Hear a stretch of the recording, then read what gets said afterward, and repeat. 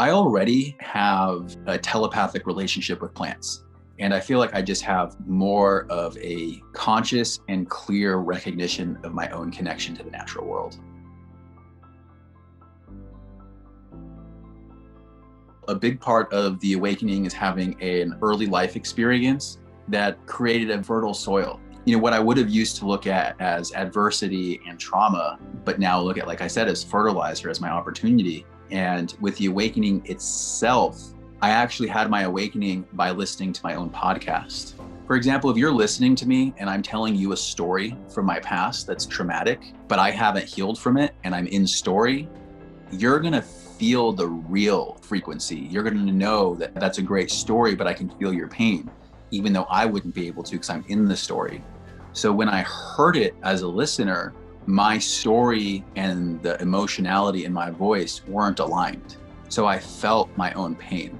And that moment of feeling my own pain from that experience shattered my entire egoic construct. It's like every story, every belief, everything about resilience, everything about my dad and my mom and how strong I was, it all just collapsed at one time.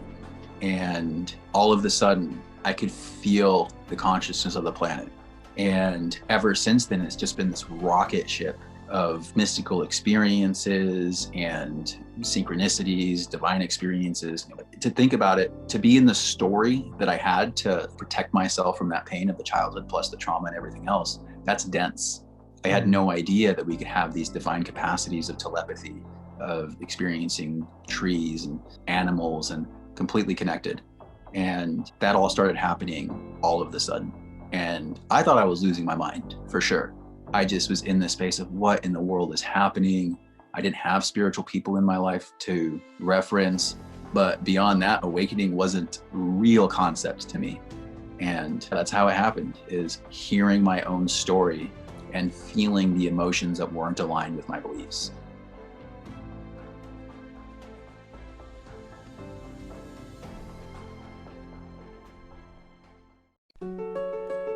Welcome to the Awakening Entrepreneur Podcast. This show is for entrepreneurs that have chosen to define their life beyond the material. They have followed their soul on a hero's journey towards the mystery of the spiritual.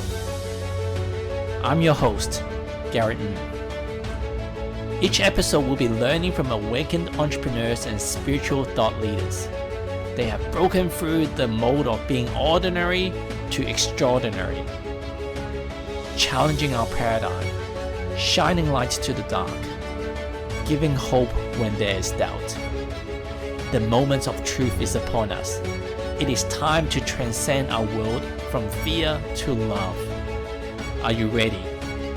Let's go!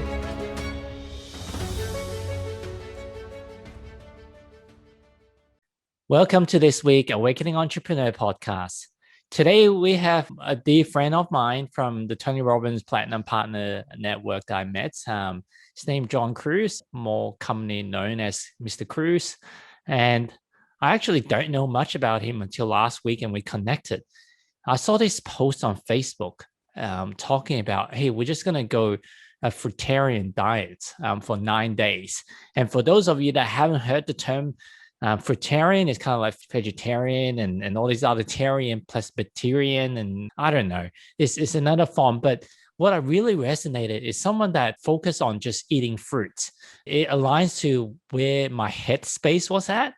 Not that I was convinced of going to do that as a lifestyle, but when I was looking at if we are all as one, and I started to change my diet to be like a plant-based diet recently, not so much for health reason, but it's like the animals, brothers and sisters of ours, or their living being, then why are we hurting it? And by the way, this is not about like whether you should eat meat or not eat meat, but I've had a lot of great memories with meat, but it's just to a certain stage I'm at that I just see if avoidable, I don't want to hurt them. And with plants, well, if we're eating plants, aren't we hurting them as well? So I don't have the answers to it because I know that plants have consciousness, they have feelings as well. Funny enough, I rolled a rock down the hill just a few days ago, and it's like maybe I should pick it back up and put it where it was. Maybe it doesn't want to be moved because even rocks have consciousness as well. So Mr. Kruze, him and his partner started to go on this fruitarian diet. I asked, what's the benefit? And he said, like, better connection to his higher self, to spirituality, and just to experiment. And I love that about like the people that wanting to do something different, just to experiment and shine the light for the rest of us to see what the path potentially could be like. And aside from this fruitarian stuff, like we started like expanding beyond like his own personal awakening journey. And he shared about a lot of the things he had to unlearn from the teachings, from the society's beliefs and value system that we've indoctrinated. So I'm really excited to have you on, brother. Yeah, thank you. I'm excited to be here. Yeah. So have you completed your 9 days of going on fruits? We did. We actually ended up doing 8.5. It was in the morning time of that day. I looked over to Shane, my partner, and said, babe, I'm pretty sure that sometime today we're going to be given the guidance that it's in our highest and best to start eating again today and not completing this 9th day. Cool. I guess like to take our audience back to the start, like why did you decide to do this 9 days diet? There's 2 aspects of it. There's the higher realms and then my thinking. So we start off with, there was guidance. We regularly communicate with our spirit guides, the Galactic Federation, our Ascended Master team. And these are daily things that we sit and have what I find to be the most cool and what I would have used to see as abstract conversations, but they're my normal now. And we come to this conclusion, hey, we're going to these incredible hot springs on this weekend. We're going to, or you guys should, this is the guidance, it'd be a great idea for you guys to only eat fruit leading up to it and through it. And we said, hey, you know what? If that's your guidance, absolutely. And then from my own thinking, when I hear that, it's so aligned with my worldviews. I believe that we're going through a collective upgrade. I believe our DNA is getting upgraded. And I believe that we're moving into a more etheric way of being. And part of that's going to be eating in ways that support that evolution, that support those upgrades, and that support, when I say etheric, essentially that would be a higher frequency, energy's moving faster, electrons moving faster, so many ways to say the same thing. And it felt so aligned for me because I believe that with these upgrades, there will be a point where it will feel good, easy, and natural to survive on fruit and water and air and sunlight. Yeah, wow. And how has the 9 days been? If you can talk us through the journey, like from the start, the middle, towards the end. Yeah, so much to learn in it too, especially about the unlearning process, just seeing things come up. At first, excited. Cool, this is guided. I'm all about the path. I love my guides. Boom, I'm in it for sure. Day 3 is the first day you notice cravings. What's cool though, is it's not hunger because you have fruit and we made sure to buy a wide range of fruit. So there's no hunger. It's just a mental thing. The ego system and the mind are saying, I want, insert what it's used to. And that happened, but energy was going up. I was feeling better. I was sleeping better. I was waking up with more energy. And it wasn't until day 7 or so that the energy was going like this and it started to drop off. I did feel more connected to the ethereal realms and aspects of that nature, but I started to get more tired.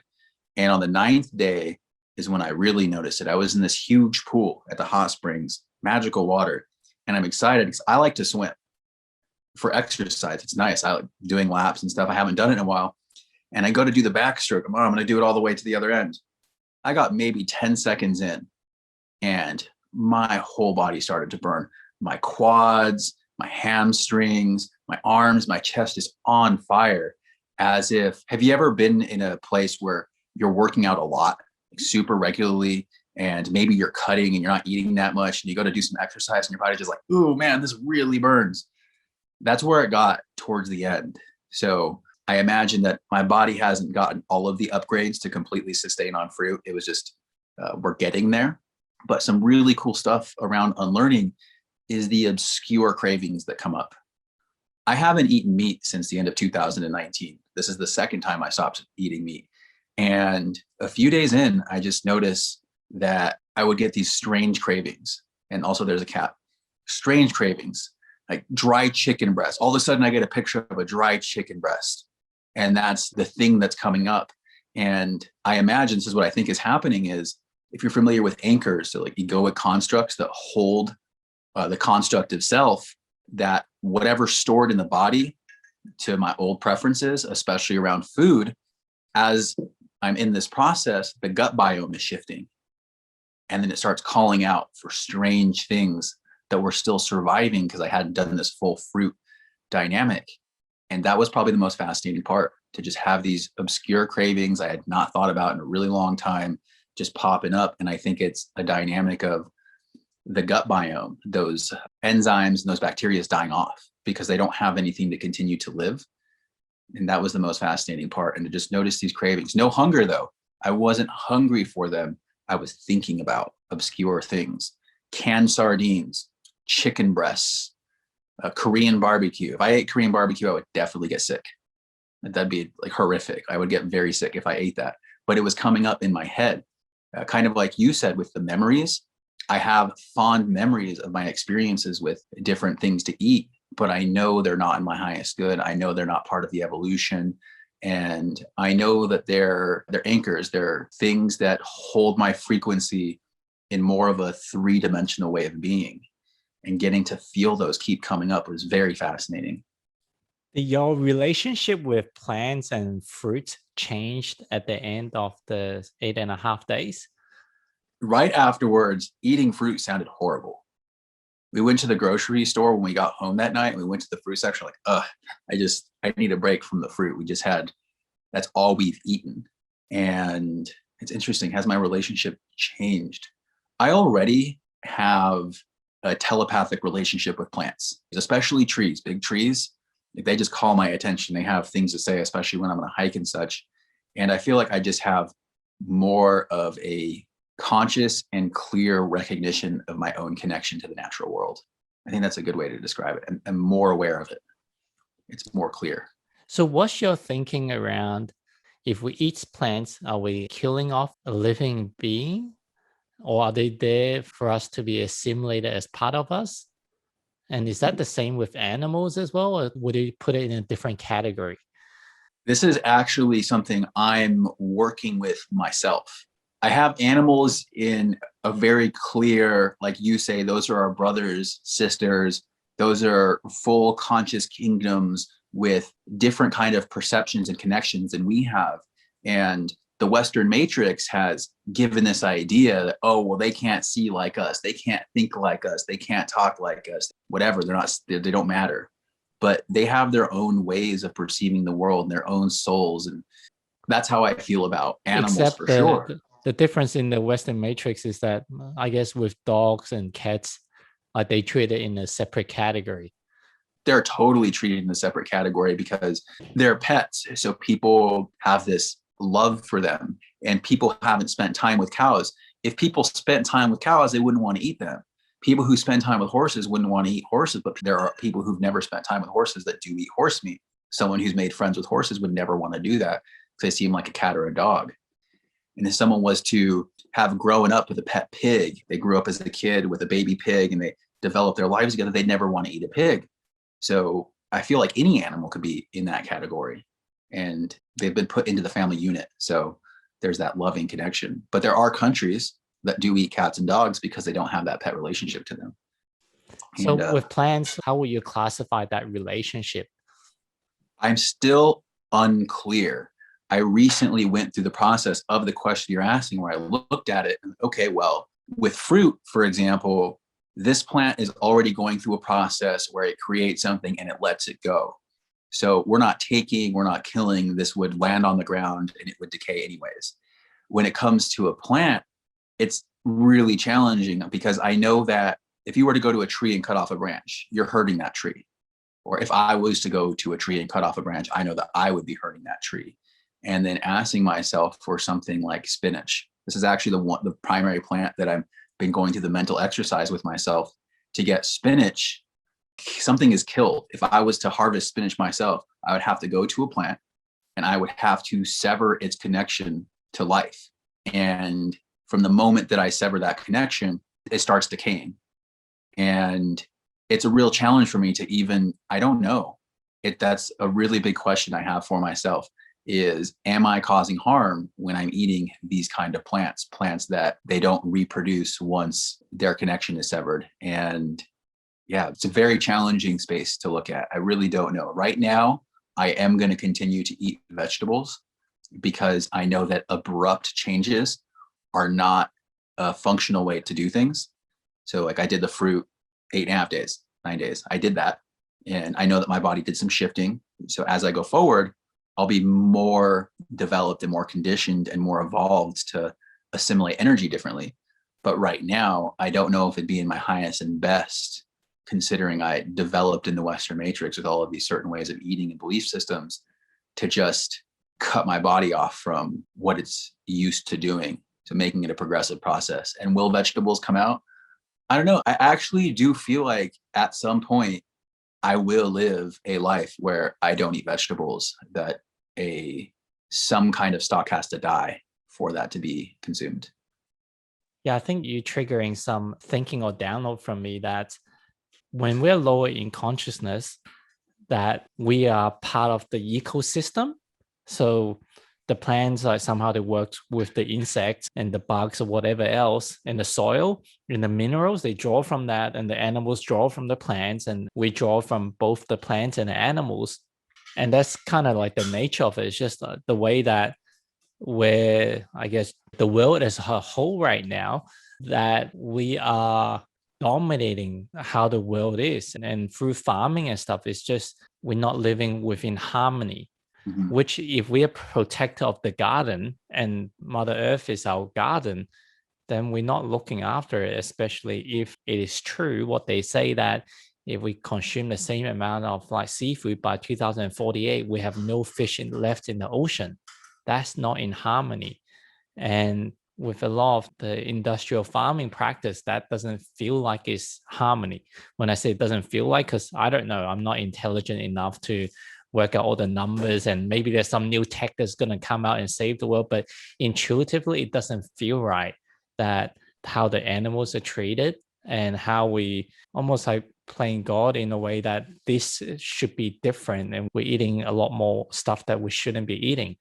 But when you start to raise your own consciousness, then your dependency on first the animals and then the dependency on even plants or fruit will be diminished.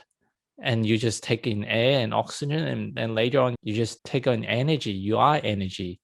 Yeah, I think that's kind of like the way that it evolves rather than like whether to hurt a plant or not hurt a plant. That's probably like going down the wrong path. Yes, they do have feelings and stuff, but who's to say that they meant to live forever? Just like human, like some people are chasing immortality. Who's to say that living forever is the natural thing for us? We shouldn't die at 50 or 100 or 120.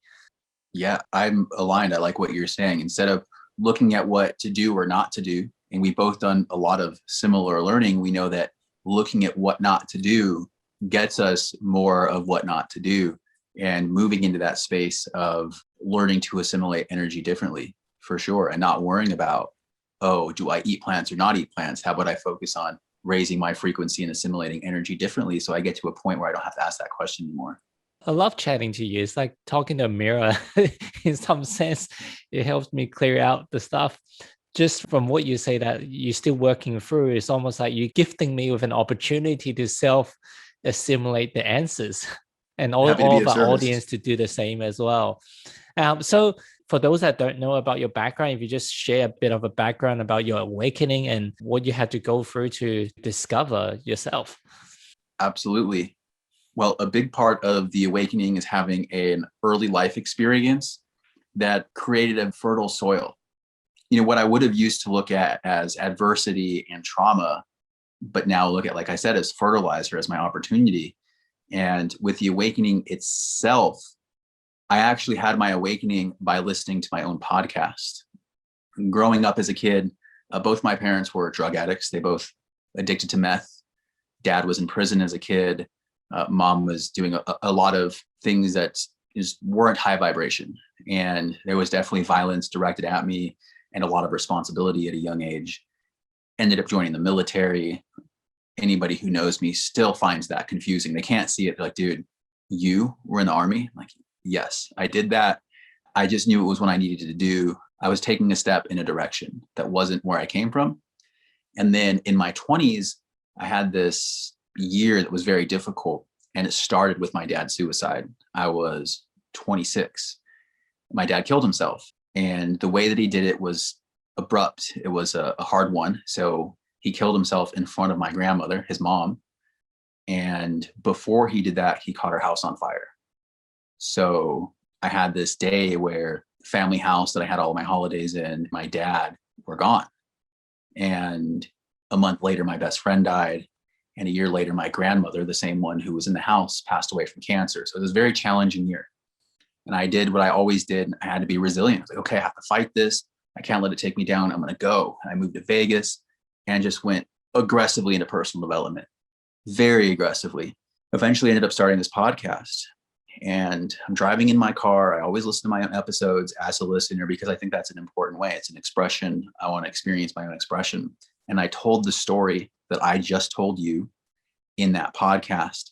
And when I heard the story, for example, if you're listening to me and I'm telling you a story from my past that's traumatic, but I haven't healed from it and I'm in story, you're going to feel the real frequency. You're going to know that, yeah, that's a great story, but I can feel your pain, even though I wouldn't be able to because I'm in the story.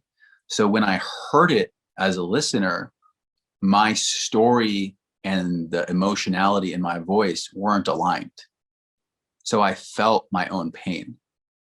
And that moment of feeling my own pain from that experience shattered my entire egoic construct. It's like every story, every belief, everything about resilience, everything about my dad and my mom and how strong I was, it all just collapsed at one time.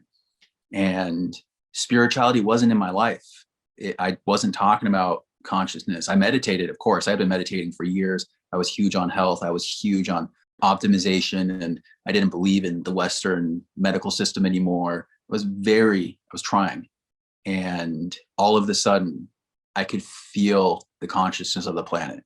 All of a sudden, I could feel someone fishing, for example. I was at a pier not long after this experience of waking up. I was at a pier and someone was fishing 10, 15 feet away, and I could feel it. I could feel what that fish was experiencing. I was like, man, they try and pretend like fish aren't sentient, all these pescatarians. Let me tell you, that fish, it feels for sure. And ever since then, it's just been this rocket ship of mystical experiences and synchronicities, divine experiences, meeting my partner. She's a divine relationship. And, since meeting her, the slope of my evolution is skyrocketing. And yeah, it's been about 2.5 years. And I did the Platinum Partnership shortly after the awakening, travel the world, taking all kinds of different things. And yeah, it's been fascinating. But to think about it, to be in the story that I had to protect myself from that pain of the childhood, plus the trauma and everything else, that's dense. I had no idea that we could have these divine capacities of telepathy, of experiencing trees and animals. And I know what my cat's feeling, thinking, looking at. If she looks at something, I know exactly what she's looking at. Always completely connected. And that all started happening all of a sudden. And I thought I was losing my mind for sure. Probably for 3 months, I just was in this space of what in the world is happening. I didn't have spiritual people in my life to reference. I read that Eckhart Tolle had an awakening in his book, but beyond that, awakening wasn't a real concept to me. And yeah, that's how it happened, is hearing my own story and feeling the emotions that weren't aligned with my beliefs. So during the time that your father, grandmother, and your best friend passed away, like you say, you delved into personal development. Do you do some personal development before? Have you heard a book or found a book laying around? Or how do you stumble across it? It's actually pretty funny. So prior to the experience of my dad's suicide, I hadn't done much. I was a casual reader. I'd pick up a book here and there, but I wasn't very engaged in it. But I had some friends who had introduced me to, have you ever heard of the pickup communities where they teach guys to be better at getting dates and such? And I was, this was just after the dad and my friend, because there was that year And that's when I really got into things, because I knew that with my dad's suicide, my friend dying, that I did not have the capacity. I did not have the tools. I knew that I was out of my own league.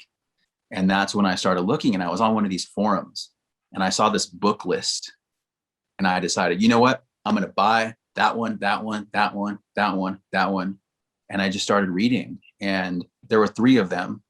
One book I came through actually on a date. I went on a Tinder date with only one time. We only met once, and she suggested a book called The Happiness Advantage. And with where I was at when I was at that new to all of it level, that book just gave me a few things that were big shifts. Then I read The Power of Now, and that was a few more big shifts, just a couple things for me to go within, to have something to grab onto that didn't have me focusing on the pain. And then I ended up reading Tony Robbins' Awaken the Giant Within.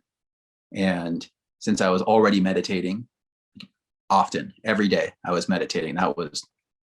Meditating and gratitude journaling, I popped right away. And then I read Tony Robbins' book, and I just remember reading about belief systems. And because I've always been a aggressive gamer, Magic the Gathering, everything else, strategy is big to me. Getting in my head, I was so good at getting in my head. So when I had this new watching the thoughts, and then I read Tony Robbins' book of how to dismantle the thoughts, which I don't think that's what he was trying to teach me. It was definitely, but from where I was at, where my awareness was at, that's how I read it. I was like, oh, cool. And this book just gave me the tools to start deconstructing self, which isn't exactly how I was thinking about it. But I remember the table with the legs under it. And then every time thoughts would start coming up, because I was doing the practice of watching my thoughts, I was like, okay, here's this thought. What are the legs under it? And that just sent me on a journey. I've read hundreds of books since then and hundreds of podcasts. And around that time, I actually got into podcasts. And one of the first ones was the Tim Ferriss show, which has nothing to do with Tim Ferriss. I'm sure you've heard of it. Every other episode I listened to, I probably ended up buying a book and reading it. Just full exploration. I don't know what I'm doing. I have ownership that I don't know what I'm doing, and I'm in full explore mode. Nice. So when you had that period of your life, I guess one of the more challenging things that we have is things that we can't put logical sense to it. So for example, like what is seemingly an innocent lives, like let's just say a newborn child, like taken away, it's like, why? If someone that's killed like a whole bunch of people, like a mass shooting of some type or terrorist of some type, you can logically like rationalize to say that, oh, that's okay. But an innocent life taken away, like why?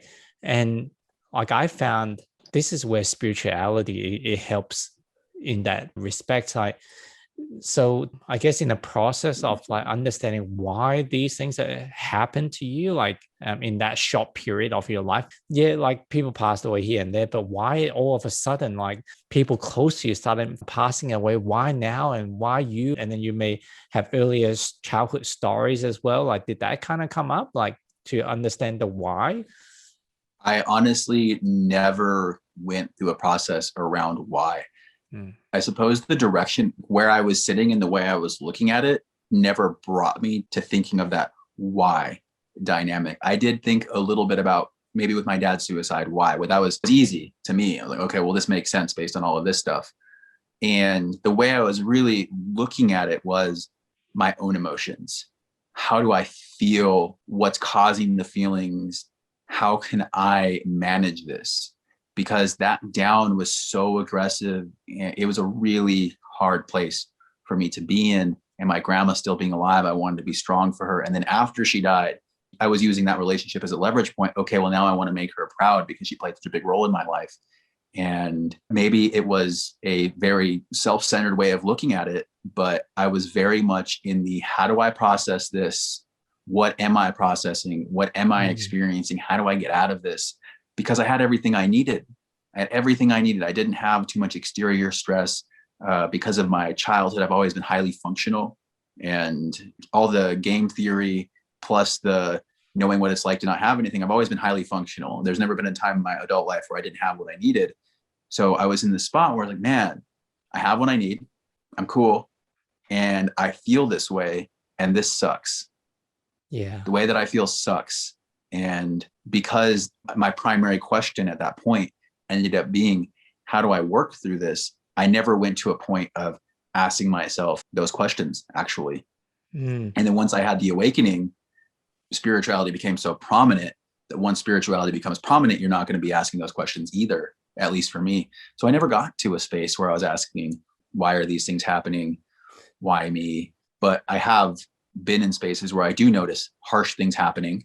And I have belief systems about why I think they do. I think a lot of people are just downright possessed with the terrorists or hurting young people, or their essence is genuinely possessed by lower frequencies. Is just what I believe. What I found interesting, like talking to so many guests and learning from their awakening journey, is that usually it's triggered by some sort of traumatic events, whether it's financial bankruptcy or relationship breakdown or health crisis or death of a loved one. Those seems to be the common patterns.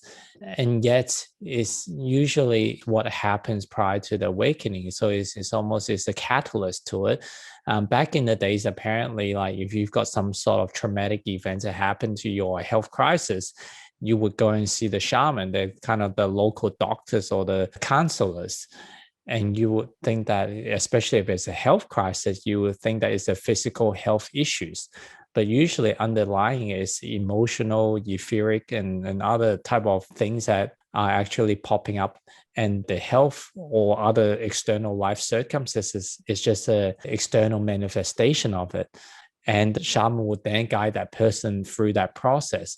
And that's kind of like how they call it the initiation or the rites of passage. And in our culture, that we don't have the same like initiation or the rites of passage or vision quest type of journey that usually when people are like 14, 15, 16, at a younger age, and may send them in the jungle and with no guidance, no support, and for them to survive or find their role on earth. And that's how they grow from kids to become men or women. But since we don't have those practices, instead, like we may just have a birthday party and put ourselves at the center of the attention and further build on that ego self that I deserve. Like, what's in it for me? What am I going to get for my birthday? Who's going to come to my birthday? Who's going to give me stuff? In essence, the universe would say, okay, well, since you don't have this standard practice that you would go through to wake up, then we will have to just wake you up when we feel like it's time. I guess that's kind of the way that I've interpreted like a lot of the traumatic events. Like in the past, like if I hear people having certain crisis, I would say, oh, how unfortunate. But now it's like, let's wait and see, because this seems like it's going to get exciting now. Yeah, I like that. Yeah. I like that. Yeah, like congratulations. Yes. Instead of, in our society, we have a lot of conditioning around saying, oh, I'm so sorry. And I really learned that after those traumatic experiences, like, oh, I'm so sorry. And I started to notice that people saying that have no clue what they're saying. They're completely unconscious. And that's just a natural response to not go into those emotions. Like, oh, I'm so sorry. But on the other thing you were saying, I agree that in our current, the Western matrix, there's this indoctrination to education systems, obviously an indoctrination with a whole bunch of stuff to unlearn, like fake history and such, and they can go a whole bunch into that. But it also maintains this futile state of childness. Okay, you made it to 18, you graduated high school, cool, you get to go to the next level of being a child. You're gonna go to college now. And then they spend time in this same disposition of, in this rhythm that's not designed for humans, of course. Wake up, do something for an hour, stop, go do something else for an hour, make sure your attention span is horrible, but also no sense of autonomy, no sense of personal sovereignty, no sense of mission, no sense of individuality. And herd mentality comes from it. And yeah, the universe, because the Western matrix is literally designed the way that it is to maintain this linear way of thinking and this small aspect of what the world is and can be, does us these favors of bringing these massive shifts that put us in a position where the old story can't. maintain. That's what happened with mine. It's okay, here's this story. And by the way, I go by Kruze because John doesn't exist. I learned that a couple of years ago when I had the awakening. Oh, this whole construct that I created, this story I believed called John, never mind that. If I still believed in John, I wouldn't be able to hear the trees talk. And we're given these opportunities to basically, we're on these railroad tracks with all this momentum of this character that we've been living as and all of these stories that we built. And the universe says, you know what? I have a great idea. I'm just going to cut the tracks right here and remove it. And you can just come full speed into this hole and see what happens. And boom, the whole story collapses. And initially it feels like that. Oh no, it's the end of the world, but that's the beginning of everything. Yeah. I want to touch on a few points that you talked about, the education systems and finding your own missions. I've been homeschooling my kids for 2 years, and now that they've gone back, I have a greater appreciation of the education system. But I also resonate with what you shared. It's almost like it's a maze. It's not good or bad, it's a maze. And part of the maze is you're going to lose yourself when you go into the maze. When you go into the education system, you're going to have certain things that's going to make you lose yourself or who you are. An example is that a lot of us, like, what is the end goal? And through not just the education system, but how society function, our end goal is to be successful, chase money. And once you have money and maybe friends, and maybe a partner that looks a certain way, attractive, handsome, or whatever, rich, kind, or compassionate, then you will be happy. Or maybe you need kids as well for some people. And so we strive for that, thinking the external is going to bring the happiness.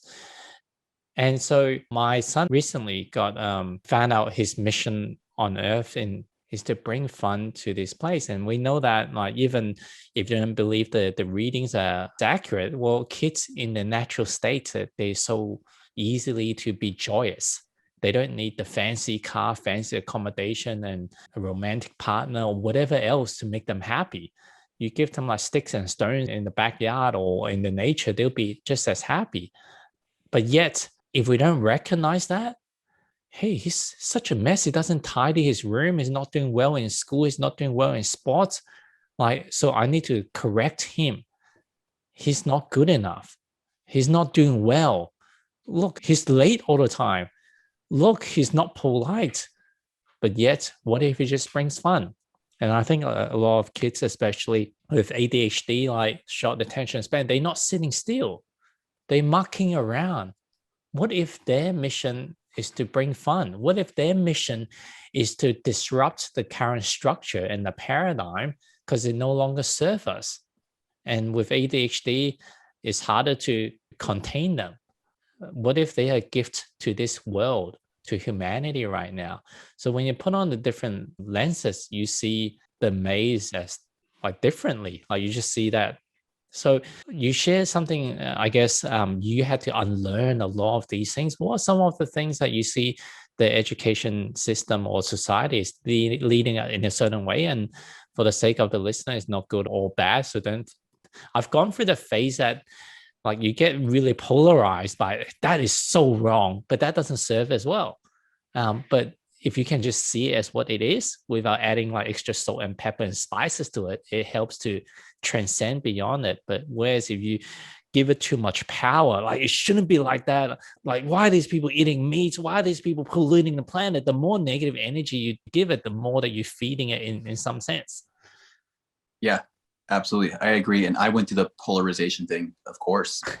And one of the ones that I got pretty aggressive about unlearning and that you touched on a little bit is actually the medical concepts of the Western world, which are outright, and here I go with a little bit of harsh language, propaganda, outright propaganda. So one of them is the Western medical, like everything, the especially things like ADHD and the medication that go along with them. History is a big one, because if you believe things to be a certain way, your mind will block out other information. And the history of humanity is not what we're taught in school. So those are some big ones to me. And I'll go So into can you just give us at least like maybe a 2-3 minute like summary of what's your view of how medicine should be and how the history is versus what we've been taught? Absolutely. And I'll tell you how it started. I'm probably going to take more than 2-3 minutes. Yeah. How it started. So how it started for me is when I was 9 years old, I was already checking my grandmother's blood sugar, giving her insulin, and making sure she was taking the right pills because she was completely blind from being diabetic. Fast forward to me joining the military. I signed up to be a pharmacy technician. Why? I want to serve. What does service look like? It looks like what it was when I was serving the person that I love most. Fast forward to, so that's 19 years old to 23. I'm working in a hospital. I'm doing inpatient pharmacy, I'm doing outpatient pharmacy. I know all of the medication. I'm great at it. And then my grandmother gets diagnosed with cancer, my other grandmother, right after my dad's suicide. And then this is the closest person to me. I just lost this person. I don't want to lose this person. I'm educated in this stuff. There's definitely something we can do. And I start looking into things. And that's when I realized that there is evidence, there's proof, there's a Nobel Prize given to the way cancer function in the body. And everything the doctors are doing are not in alignment with the research of what we can do. Just fast, starve it. Very simple. They don't do that. No, go ahead and keep eating your sugar. Here's some chemotherapy. We want money. So that's the pain point that I got to unlearning that. It wasn't even the awakening. It was prior. And then I just looked so much into it. And I have the education around the medication prior to going into this. And we have, from the more spiritual perspective, we understand that there's the energy body out here that influences this formulation of this body, as well as the different emotional anchors that are going to influence things and the frequencies of the food that we're eating and the way that we're moving the body and the way that the channels work, and how stagnation is a huge one, hurts the body so much. If you look at water when it's running, it's beautiful. If you look at water when it sits still and it doesn't move, it starts to get icky, and that happens in the body. So with things like ADHD, our education system is completely ridiculous. You want to take this child with all this energy and this ability to discover and see and experience, you want to sit it in a silly chair, have it stay still for only 55 minutes, just enough time to focus, and then go on a break. And then bring the child back in and have it sit down for just long enough for it to be able to focus, and then go on a break, effectively destroying its attention span. Then tell the child it's wrong for being itself. And our children are developing in a system where they're told they're wrong for being themselves every day when they go to school. And these ADHD, no, that's a child. Are you kidding me? It's a little boy. It wants to go burn stuff. It wants to go explore the world. It wants to look at the bugs. And we're telling it it's wrong for that. So the Western medical megaplex, especially if you've looked into Eastern medicines, there's so much you can do with herbs. There's so much you can do with plants. There's so much you can do with the energy channels that's in yoga. There are other aspects of looking at the energy channels with acupuncture. And none of these models somehow, not a single one of them, is brought into the Western megaplex. The Western megaplex has one way of looking at things. You have a problem, take this pill. Hey, doctor, what if I was to change the way that I eat and live? No, don't even worry about that. I literally had this experience. I had a blood clot in my left leg the year I was doing the Platinum Partnership. And I was not living in alignment with my health. I had never traveled like that. I was traveling. I was enjoying myself. I was eating things that weren't healthy. I was drinking more. I got a blood clot. I go and I see my doctor, say, hey, take this medication. You're young. You're healthy. It'll work itself out. I'm like, hey, man, I've been behaving like this. Do you think any of this stuff might be playing a role? No, don't even worry about it. Just keep doing what you're doing. Take the pill. Are you kidding me? That's surreal when there is basically infinite information out there to demonstrate that what we put in our body matters, that the way we move matters, that we have these energy bodies that matters, and that the energy flow is important. My doctor said none of that matters. And our doctors are saying this to people all the time. And why are they saying this to people? Because they've been indoctrinated and they're identified with their education. They're doctors, they have prestige, they're important people. So of course they're going to say what I've been taught is right, and they're going to believe it all the way at their deepest level, they believe it. They love the people they're trying to help. They have everybody's well-being at their core, but they've been misled. And they've been misled by industries that do it on purpose. There are billions of dollars in lawsuits towards these pharmaceutical companies, but they make so much money that it doesn't even matter. And, so I personally believe that one of the biggest places for us to unlearn is health and well-being and food and calorie, fat, protein. Get this gibberish out of here. Sugar, the white stuff. If you take a spoonful of sugar and you grab a fruit, you can't tell me that this stuff is in this. That's not true. So you can't measure a fruit in sugar. But we've been misled to look at a banana and they're like, well, there's this many grams of sugar in a banana and there's this many grams of sugar in a candy bar. They must be the same thing.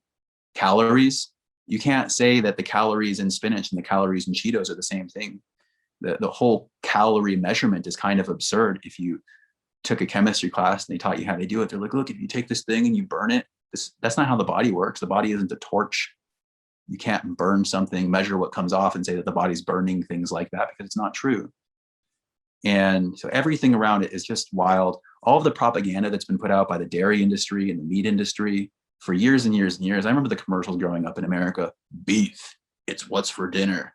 And they associate masculinity to eating beef. So all of that. I know that's a huge mouthful that I gave on the health and well-being and medicine paradigms and how there's so many things that are interconnected that tie each other up. And the biggest one just being the accolades that doctors have. We hold them at this high esteem and they want the best for everybody, but they've been deeply misled through an indoctrination process of big books of gibberish. I find it always interesting to learn what are the people's prior to the awakening, what are their occupation, what did they study, what did they specialize in? Because you often, it may not make sense at the time, but once you look back at it, it makes so much sense. So in my case, it's marketing, because like, why of all the different subjects choose marketing? But now I look back at it because one of my roles is to amplify the other awakening masters and amplify their voice, and having a skills of marketing and business, it helps with that.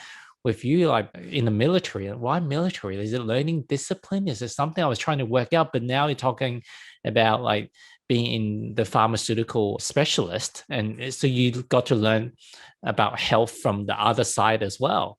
So when you talk about how someone, this is not working, you not only just theoretically, you've gone deep to understand how the whole system works. Yeah, it was a gift. It was definitely, I got that experience to unlearn it. And the military itself, that's a very fascinating place to have reference points on how the government works and how the macro leadership structures work within the United States. It's super fascinating to know what ranks are, to know what a general is, to have that just understanding from a firsthand experience. Yeah, that's interesting. So tell me about history. What are some of the things that we should unlearn about history?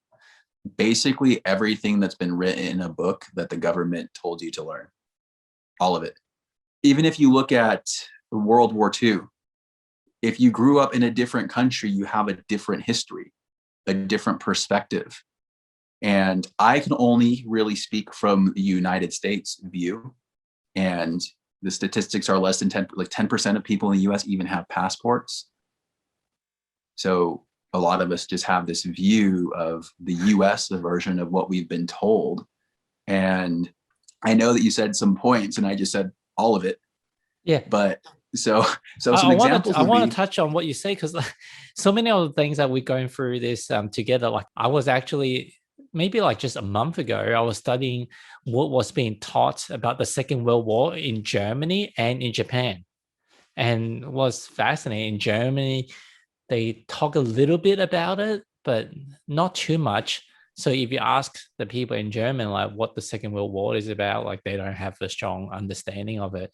In Japan is even less. It's almost like they completely like wiped out that part of the history. I think they're not allowed to cover it. And most people don't know, like in Japan, they know even less than the Germans of the Second World War and what actually happened and what caused it and their role in the whole thing.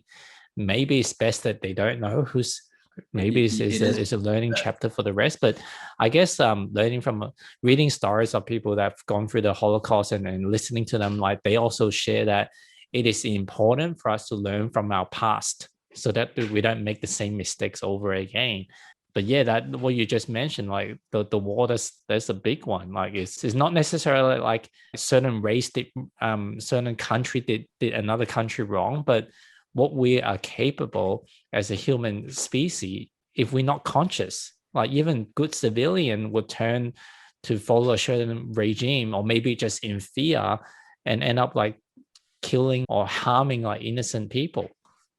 Yeah, it totally aligned. And it's a little bit off subject, but a theory on World War II is to look at the Japanese. The Japanese are a very proud old lineage with samurai bloodlines.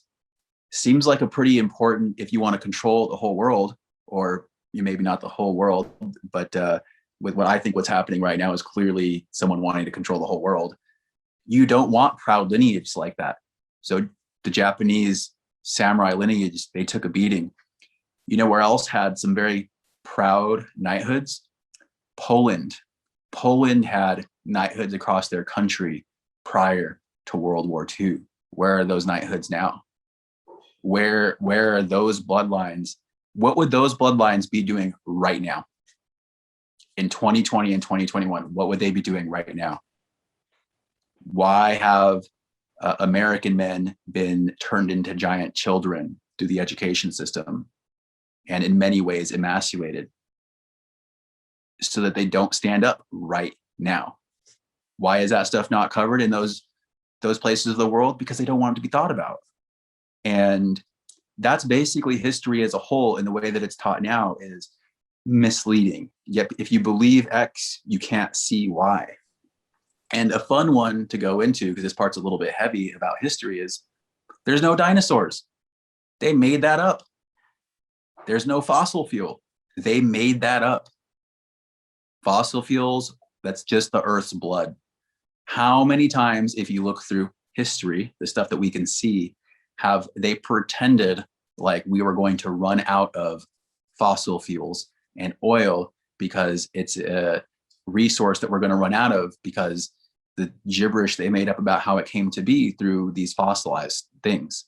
It's clearly a renewable resource. We never ran out like they said that they would. And they keep on finding new reasons to tell us, oh, well, it just so happens that here's another way we can get it, but it's still going to run out someday. So you better be careful. It's made up.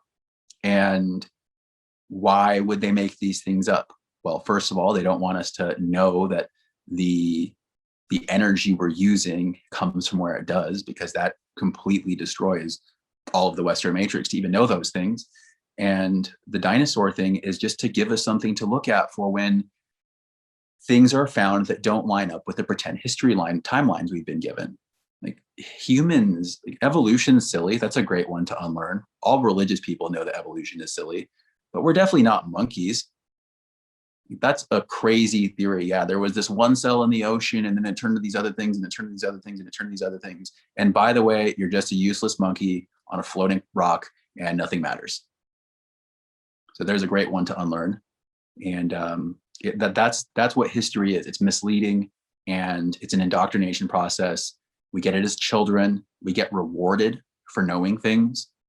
A, B, C, D. Which one's right? You pick C.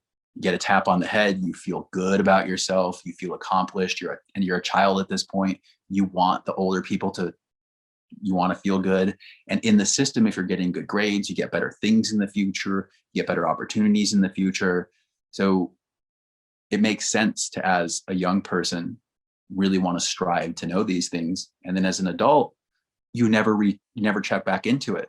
So when people start coming with these different ideas, like the things that I'm talking about, oh, well, they're a conspiracy theorist. I already know these things. that I was indoctrinated to as a kid. Of course, that's not the actual thought that's coming through, but I know these things. So what you're saying can't be true. I'm not even going to think about it. And then they give people a beautiful word, conspiracy theory. That is a term that was created to help people maintain cognitive dissonance. I know something, you're wrong, conspiracy theorist. I don't need to think about it. Yeah, there was a lot to go into on that little. Yeah, it kind of like draw my mind to like, so then what if history and science, what we know is compared to like what the reality is limited. What if health is kind of misguided, and what subjects are useful? Maybe like maths and English. I haven't formulated something about maths, but English or languages, like when we give something a label, we're diminishing the experience. And so it is helpful since we've lost our ability to communicate telepathically, verbally communicate or using like written words, like it does help to easily describe a concept. But as soon as you just label a tree, you basically like boxing the hundreds of thousands of or species of trees and the age of the tree, the height of the tree, one with a broken branch and one don't have a broken branch, all into one thing. You don't recognize the individuality, where some tree has some algae in it, and that tree have some ants crawling out of it and some bee like brewing over it, compared to another tree that's just different. Each tree is so unique, but as soon as we put a label on it, we're teaching them to minimize. Like, don't focus on the experience, just focus on this is a tree and all these are trees. Fascinating. Same with things like this, right? Like a cat, right? We learn that a cat is just a cat, but a lot of these beautiful creatures are warding off spirits. We have soul family that's entering these beings to come and be a part of our lives. Their extrasensory experience is way different than ours. They exist dimensionally differently than we do.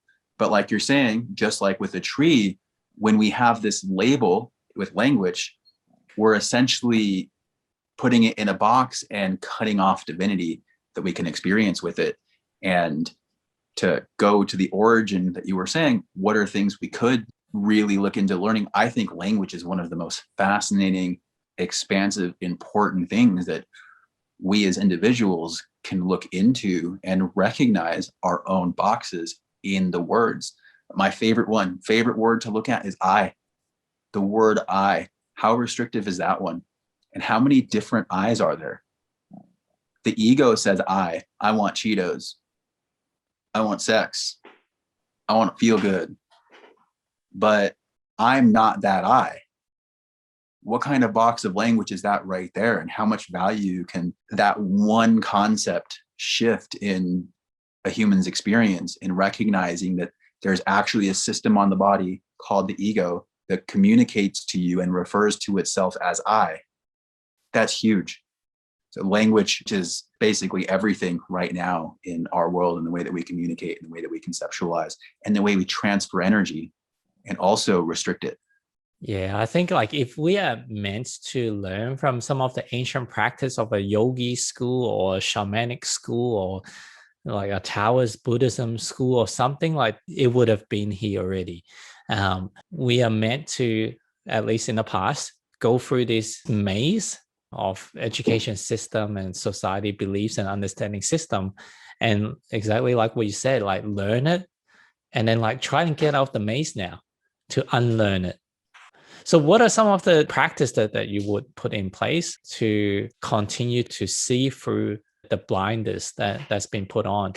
And especially in the area of health as well, what are some of the things that beyond the normal physical stuff that we would do to look after health, like eat healthily and stuff, like what are some of the lesser known information or practice that you put in to integrate, I guess, our talk today?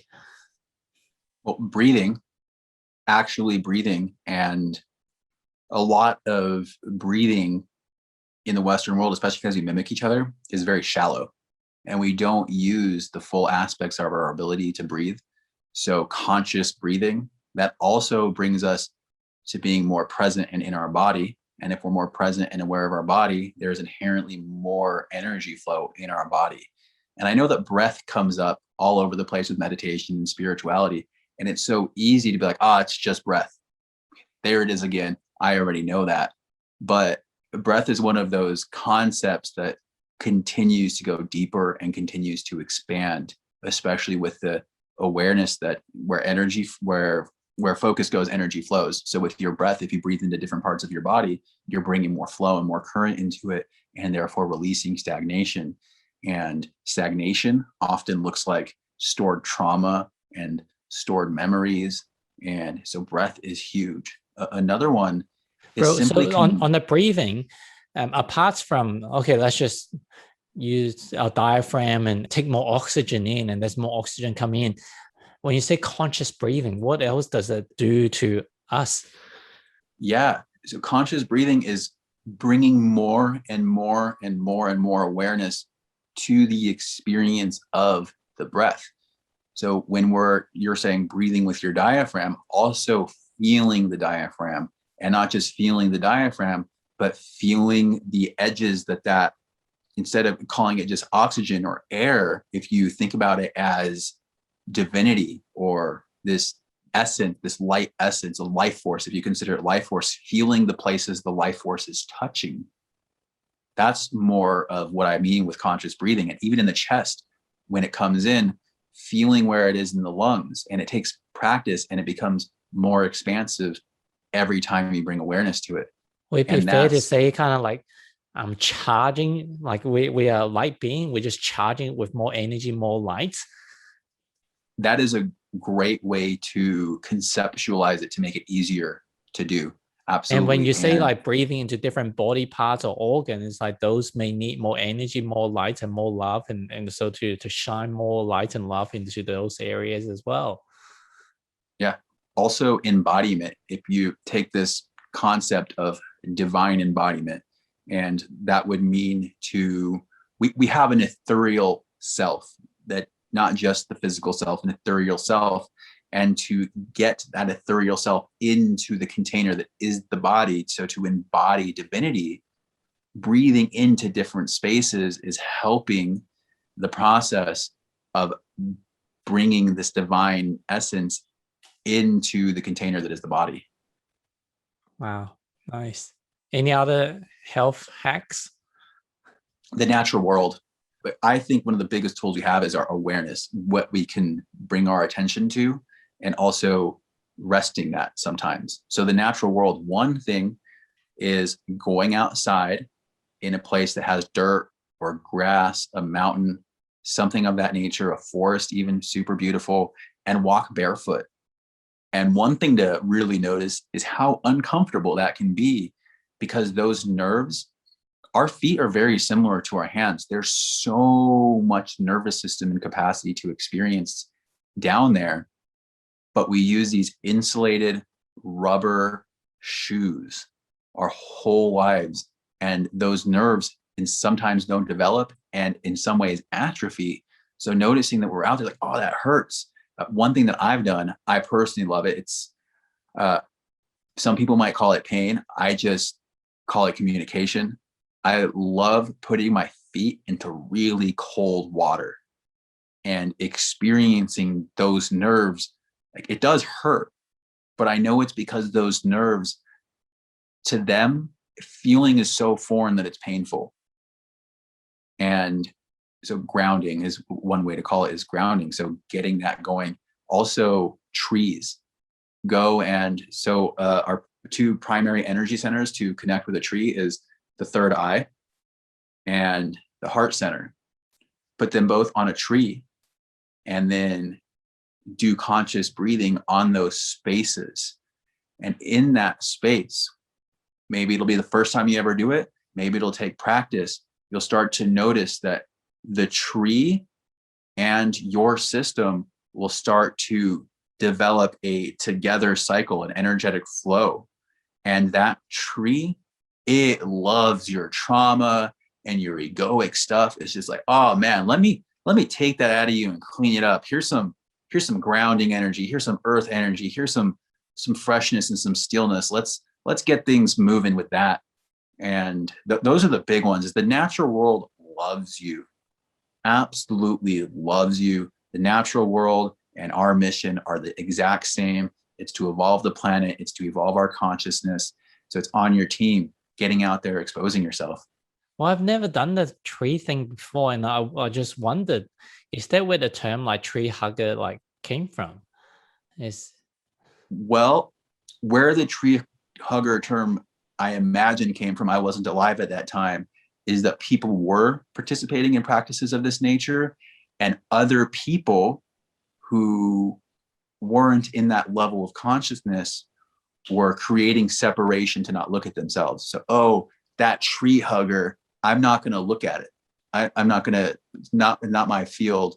I'm going to make you wrong or weird so that I don't have to look at it. Because the term tree hugger historically has been a dogmatic term, like, oh, you hippie tree hugger. So I hallucinate, because I wasn't around at that time, that the origin of that was just for people to create separation from people who were doing something different from them. do you have anything to share about like how do you think the ancient people used to, I guess, go from places to places and even running on bare feet? Because they are definitely surfaces that hurts more. And one of the interesting one, and when I was walking in the forest, I used to look at algae. It's like, oh, but now it's like, wow, this is like nice soft carpets. Like I love the algae now. So what's your, like, is it just by walking more, we train our feet to toughen up and we could walk on rougher surface? How does it work? First, I'm going to say I agree with you on the algae dynamic, algae, however it's said. I used to feel it, like, oh my God, this is so gross. And now when I'm in places like that, I love the feeling of it on my feet. I feel more connected. I know it's life. It's super beautiful. And it's such a contrast to how I used to feel. And as for ancient civilization and such, they never used plastic. The important thing to recognize is they never used plastic, and plastic specifically is non-conductive. So when we're wearing these rubber shoes, our system isn't connecting to anything. It's not grounded. And that's a big one. So they were, I imagine, using leather, cloth, different barks, and they did cover their feet. I don't think that being barefoot all the time is the ideal way to live. It's almost definitely not, because if you've ever walked on asphalt with bare feet, it's absolutely disgusting and it's got to be unhealthy and toxic. So recognizing that. And then, of course, there are places where it's going to hurt, sharp rocks. I live here in Sedona and I love to go hiking. And there are trails where I know better than to try and walk it barefoot because it's going to hurt. It hurts too much. So they were still grounding, though, because they were using materials that allowed current to flow through, compared to now we have so much synthetic clothing. I'm actually going through the process myself of finding clothes that are made from linen or different fabrics that are non-synthetic, and removing any synthetic clothing I have. My gym pants, my gym shorts, some workout shirts I had that were made out of synthetic fibers, removing those from my life. Yeah, love it. Thank you so much, bro. If people want to learn more and follow your continued unlearning and hacking experiences, where can they follow you? I'm on Instagram as the Kruze one, the number one, and Kruze is Kruze.